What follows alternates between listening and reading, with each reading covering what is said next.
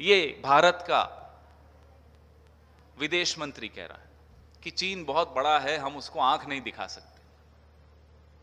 इंदिरा जी के वक्त बांग्लादेश की जब लिबरेशन की वॉर चल रहा था, अमेरिका ने हमें आंख दिखाने की कोशिश की थी।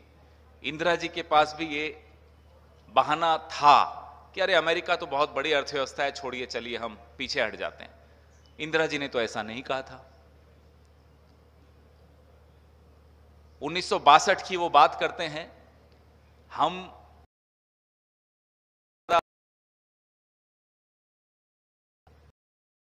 15 साल हुए थे, कह सकते थे कि नहीं नहीं चीन से नहीं लड़ना।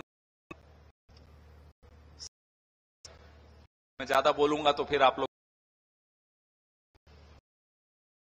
तो नहीं किया, हमने लड़े।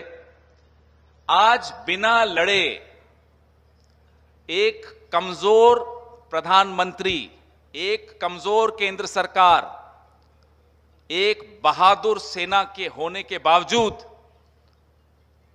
हम अपना सीमाओं की रक्षा नहीं कर पा रहे। चीन बराबर घुसता चला आ रहा है।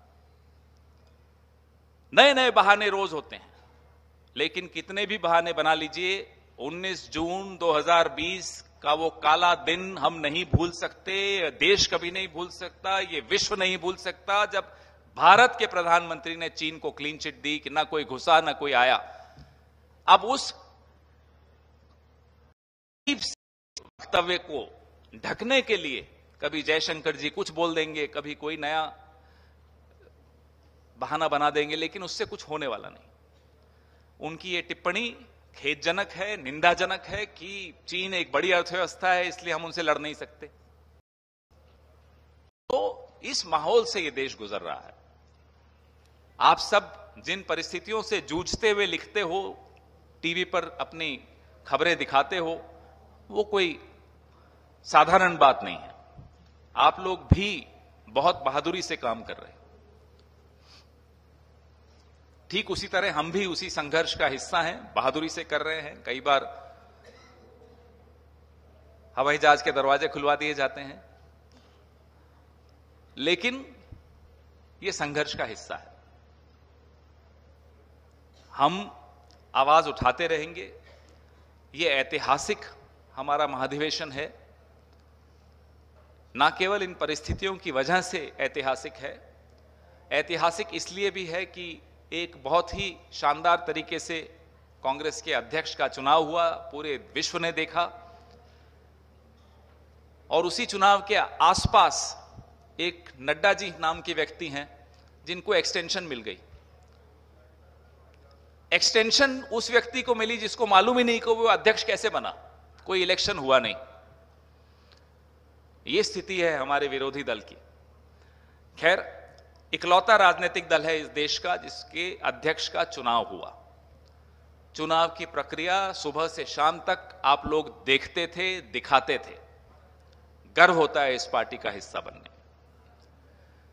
तो इस ऐतिहासिक महाधिवेशन की तरफ पूरे देश की नजर है, पूरे मीडिया की नजर है और पूरे विश्व की नजर है, क्योंकि सबको भरोसा कांग्रेस पार्टी पर है कि अगर इस देश की अर्थव्यवस्था को वापस पटरी पर कोई ला सकता है तो कांग्रेस पार्टी ला सकती।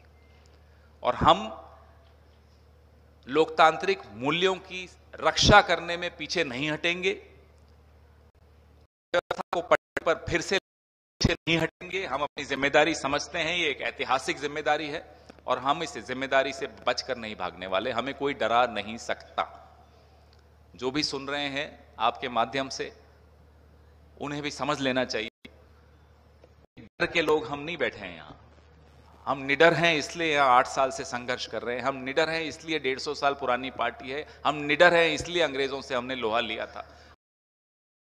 इस देश में एक ऐसा संगठन जो अंग्रेजों के साथ हाथ मिलाकर हमें हराने की चेष्टा करता था, उसको भी हमने नेस्तनाबूद किया।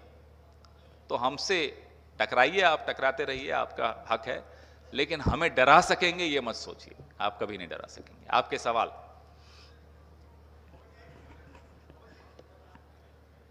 माइक दीजिए उनको। पवन जी, प्रधानमंत्री ने